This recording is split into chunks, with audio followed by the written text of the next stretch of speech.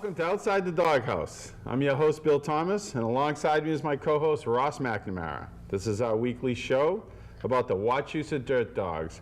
Ross, why don't you bring our new viewers up to speed on who we are and where we play and everything Dirt Dog. Well, yeah, we're the only expansion team in the FCBL this year. The FCBL began last year. It's the Future Collegiate Baseball League. It's a baseball league similar to the Cape Cod League in the sense that it's college players from around the country. In our league, it's mostly New England, but there are players from around the country.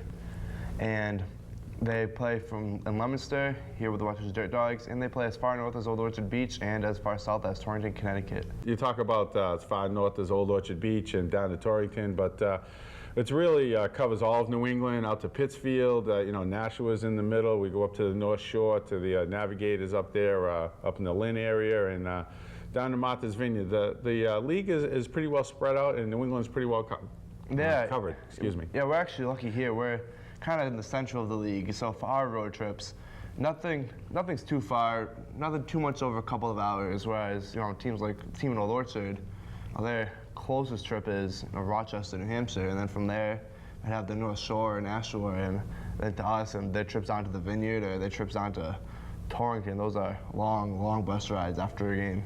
Yeah, I was talking with the Martha's Vineyard manager last week, so I'm sure putting that whole thing together on their end, it must be very complicated.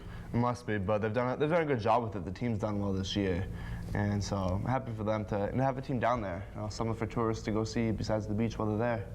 It probably would help if they could get some host families out in central Massachusetts. Maybe they could, turn it into a week-long vacation for them. But we want to thank our host families. We have a lot of kids staying with host families and not from the immediate area, and we couldn't be doing this without all the help, the host families and the people that come and help us out at the field. We want to thank you a lot. Yeah, the host family has been great. They've been there, they're supporting their players, and it's really great when you come down there and you might hear a host family saying that's my son when it's their host son, and it really is a great feeling, great environment.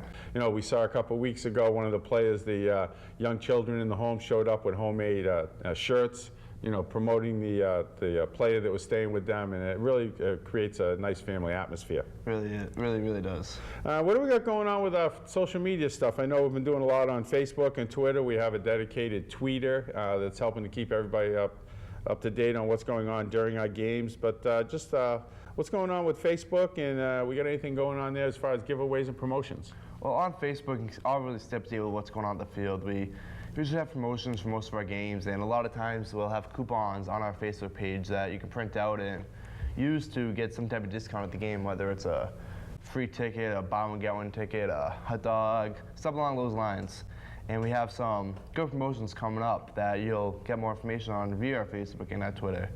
This Sunday we have the return of the Frisbee dog with Mike Piazza, who was here earlier this year. He brought his dog and did a lot of great tricks. His dog's been featured on commercials, ESPN. He's done a great job, and the kids really love it. It makes for some great in-between promotions. I was up in Nashua a couple weeks ago. I think Mike has been kind of making a tour of the league, and he's been stopping at all the parks, and he was doing some amazing tricks up there, and the players between innings are actually stopping their between inning drills and watching what he was doing with this dog. And it was very entertaining, not only for the fans but for the players, and just creates a really nice atmosphere for everybody there. Yeah, it's one of those things that you might see like in America's Got Talent. I mean, when he was here, I couldn't believe some of the things that the dog was doing. I mean, he was tossing it out. He's standing over by the first base foul line. He's tossing the Frisbee out into left field, and the dog is chasing it and watching it. It's almost like a game. You're betting on, is he going to get it? Is he not going to get it? And then he gets it, and everybody cheers. We've had some of our own promotion. We had I don't know if anybody knew, but on Monday it was National Hot Dog Day. Yes. And we had a special promotion. Buy a hot dog, get a raffle ticket. We gave away a couple of autographed balls and other stuff we do at the park. We get the kids involved with helping us out with foul balls and getting autographs, and we're doing in-game autograph signings, which I think we're the only team that does that, and I think that's really generated a lot of excitement during the game, and helps to keep things moving, and gets the fans, and especially the young fans, involved with the team. It's been very popular with all the kids that are there. We've had We have to have different players each week, and so pretty soon they'll have the ball assigned by the entire team, and it's been great. I know the players enjoy doing it. It makes them feel like, professional players, kids lining up to get their autographs, and the kids love it too. So it's really been a good promotion that we've had going on. Yeah, the players have been great with it, and sometimes after the game I see some of the kids lining up at the gate, and they're just waiting to say hi to the players as they come off the field, and the players have been very gracious and taking the time to spend time with the young fans, and I think that's really how you create a good fan base as we go forward here. Is you got to have the young kids engaged and want to come to the park for more reasons than just to watch a baseball game. Exactly. We got to make it the fan-friendly environment, the type of thing you want to take a family to do on a weekday night or on a Friday. Instead of going to the movies, which is more expensive than coming here. Come here and just enjoy some baseball, America's pastime, and have a great time for the kids. Well, what else we got coming up? I see a Festival of Fun and a Fan Appreciation Day, Ross? Yeah, the last weekend of the season, August 4th and August 5th. August 4th we have a doubleheader, and that's the Festival of Fun Day. We're hoping to doubleheader, so it's going to be a kind of a longer day at the field, so hoping to have just a little festival going on and have things for the kids to do. And so Fan Appreciation Day is the next day, August 5th. So to keep an eye on our Facebook, keep an eye on our Twitter, and as we get closer to the games, we'll definitely keep you updated and give you everything you need to know about those events, and come down and spend a couple days at the ballpark. We've had a lot of action the past week or so. The team is, once again, we talked about it evolving. We brought in some new players, and we've won a couple games. I think we've played close to 500 ball. We won a big game up at Old Orchard Beach. We had a doubleheader up there Sunday. We won the second game with win extra innings, and just bring our fans up to date on how the team's been playing in the last week. Since our last show, the team's gone 1-6. On Tuesday, they went to Torrington, and they lost 11-6. And Wednesday, they had a day off, which this time of year, the days off are nice just to relax. And playing baseball is every day. It's good to have a day off once in a while. Thursday, we took on the North Shore Navigators here at Doyle Field, and we lost 17-3. Friday, they went to Pittsfield, and it was a close contested game. They ended up losing 4-2. Saturday, Martha's Vineyard came to Doyle. We ended up losing that game 12-2. And Sunday, they headed up to Old Orchard for a doubleheader against the Raging Tide. Game 1 was a close game. We ended up losing game 3-2. And game 2 of the doubleheader, we ended up winning 4-2. We gave 2 runs in the first inning, but then Vin Teixeira singled in Nick Pateras to cut the lead in half in the top of the second to make it 1-2. Then Jake Archie hit a solo home run in the top of the third to tie the game up at 2. And Ortolf, after his rough first inning, giving up 2 runs, he just continued to shut down his opponents. With the doubleheader, there's only 7 innings in the game, and he went 6 of them and only gave 3 hits in those 2 early runs. And our closer, Brian Mendu, came to the game with a tied 7th inning. He struck out 2 batters, got a nice 1-3 inning, and at the top of the 8th, Davidson Peguero got things going with the walk. Bobby Pease sacrificed Peguero to second base, and Nick Pateras was then intentionally walked to put 2 guys on, and Sean Gannon singled in both of them for the 4-2 lead. And Menduke, like he likes to do, made things interesting in the bottom of the inning. He got the first 2 outs, and he thought he might have a nice easy outing, but then he went on to allow 2 singles, put in the game-winning run at bat, but he got the batter to ground back to him, and he tossed it over to first to end the game. So, in typical Menduke fashion, he brought it right down to the wire like he usually does, but he's been good in those situations, and he makes it interesting, but he usually gets the job done. Yeah, closers, they like to walk that tightrope sometimes to keep people on the edge of the seats. We also want to pass out some accolades to Brian Menduke. He's representing us in the All-Star game on Thursday evening up in Nashua, New Hampshire at the Silver Knights home park. And congratulations to Brian Menduke, and also our other All-Star, Shane Keddy. He's our starting shortstop. Unfortunately, Shane's been hurt the last couple of weeks and been limited to designated hitter action. But we definitely miss his glove in the middle of the infield. He was really the captain out there helping control what's going on in the infield. So we hope Shane is able to play, at least get an at-bat up at the All-Star game on Thursday. But congratulations to Shane Keddy and Brian Menduke. I'm sure they'll represent the Dirt Dogs well at the upcoming All-Star game. And talking about Nashua, we took them on Monday night, and that was kind of a fun game to watch. Well, it was a fun game to watch if you were coming down from Nashua maybe, but it was fun for the first 3 or 4 innings, but there was kind of it was an anomaly, I think, and when you get into it a little bit more, the fans are probably going to go, "You're kidding me, right?" But it was a little bit of the home run derby, though. We ended up losing the game 9-3, but there were a total of 8 home runs hit in the game, and all of the home runs accounted for all 12 total runs. So nobody singled in a run, nobody doubled in a run. It was all home runs. So it was for a total of 8, 6 hit by them and 2 hit by us. So it was really an interesting game. Yeah, when we, if anybody's been to Doyle Field following us, there's what you would call a short porch when you look down the left field line. They don't have any numbers up there, but I've been told it's under 300 feet, and maybe that's why they don't have the number up there, because they don't want people aiming for it. But it's definitely shorter than most fields. Typically you see 310, 315 straight down the line. But during batting practice, we were commenting how the Nashua kids seemed to be targeting that area, and they had a little competition amongst themselves. And they actually didn't want to stop taking batting practice, and they positioned some players out there beyond left field, and they were retrieving the balls as they were going over the field. And it was a pretty impressive display of power they were putting on. It was. They had a lot of pull ball hitters, and they were able to just kind of bring it down that line. And unfortunately, they continue that into the game, and they hit 6 home runs. We hit 2, and like Ross said, all of the runs in the game, the final score was 9-3, but all the runs in the game came as the result of the home runs.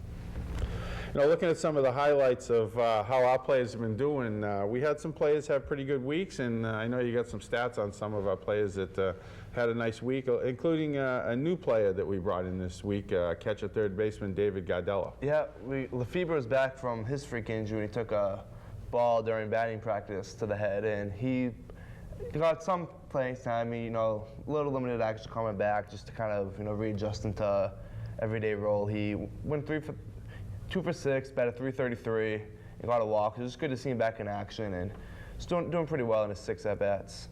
And then Jake Archie, who was nominated for the fan vote and for the All-Star game, he made himself a great case. He batted .417 this past week, went 5 for 12, scored 3 runs, hit 2 home runs, and batted in 5 runs. So he had a fantastic week. And also, Jake had one of the home runs last night, too, to get us off to a good start. And David Gardella, who's our new acquisition from URI, he went 3 for 4 since we've signed him. He's scored a run, he's hit a home run. He had the other home run last night for the Dogs. Actually, it was Monday night. Monday night, because you're watching us on Wednesday. It was Monday night, but he's off to a great start too, and he's added some new blood and some new enthusiasm to the team. Yeah, he's looked great behind the plate, and so it's good to have him. And also, did you mention Nick Baturis, who's started out as a pitcher, but he's worked his way into the outfield with all the injuries. I think we were down to 4 outfielders, and he's settled in nicely as an outfielder now. Yeah, well, he got a couple plate appearances as a pinch hitter earlier in the year, and he ended up going 2 for 2. So he had a good week, got that key intentional walk up in Old Orchard to get him on base, and Gainer was able to single him in for one of the go-ahead runs. So it's good to see him out there. He's looked good in the outfield. He's pretty much been a pitcher most of his life, but he's looked good out there, and he's stepped up to the plate and he's done well. I think when we look back, the game that we played against the British national team, that international game we had, I think that's when Nick got his first couple of plate appearances. We had a lot of kids playing out of position that day, and it was really a fun day. We scored a lot of runs that day, and I think that's when Nick first got to bat, and we were joking, watching some of the pitchers bat can be an adventure sometimes, and the regular position players like to get on them about their swings and how they approach each at bat. But Nick showed himself well that day, and now as a result, he's worked himself into some playing time as an outfielder. And coming up through, when you're playing Little League, you're playing high school ball, usually if you're not pitching, you're playing in the field somewhere. But by the time you get to college, you get labeled as a particular position player or a certain, you settle into a niche. And, I'm sure Nick did more than just pitch coming up through, his his youth baseball period. But it was nice to see him get some time in the outfield. Yeah, and I know he's wanted to swing the bat. He's taking batting practice this year, trying to show off what he can do, and he's been happy to get out there and get to swing the bat a little bit. Yeah, and I'm sure that he likes nothing better than going back to the dugout after getting a hit and probably saying to the hitters, "That's how it's done," or something like that. There's a lot of camaraderie in the dugout, and you hear a lot of joking, and and a lot of vocal things. It's, you know, player to player and some subtle stuff, but they like to get that little jab in once in a while. And the same thing happens occasionally. You'll see a position player on the mound. You know, we've seen Isander Figueroa spend some time on the mound, and Davidson Peguero, some of the regular positional players spend time on the mound, and when they do good, I'm sure they give it right back to them. Exactly, yes. What do we have coming up this week? I know we have a long stretch now where we don't have any home games, but then we get back into it on Sunday. What do we got coming up this week as far as games and who we're playing? Sunday we're facing the Seacoast Mavericks at 4:30 p.m. It's the return of the Frisbee Dawg. Come down, bring the kids. It'll be a great family event. Great to see the dog and all of his tricks. And Monday night we take on Nashua again, Monday the 30th. That's a 6:35 game, so come down. Hopefully this time we get the better of them and we'll hit 6 home runs and maybe they'll only hit 2. So come down and check us out this weekend. You know, talking about Nashua, take a quick look around the league here, and if you want to go over some of the standings, Ross, Nashua is at the top of the heap with a 23-9 record. Yep. But let's look over what some of the other teams are doing. Yeah, the Silver Knights, you know, they were last year's champion. They've kind of run away with the division a little bit. Martha's Vineyard Sharks, they're in second. They're 7.5 games back, and so you can kind of see how the Silver Knights just kind of run away with it a little bit. But you know, come playoff time, we'll see what happens there. And the Toronto Titans, they're all tied for second. They're 7.5 games back. And the North Shore Navigators are in third with 21-18. They're 8 games back. Seacoast Mavericks are in fifth. They're 19-17, 8.5 games back. And so top 4 teams make the playoffs.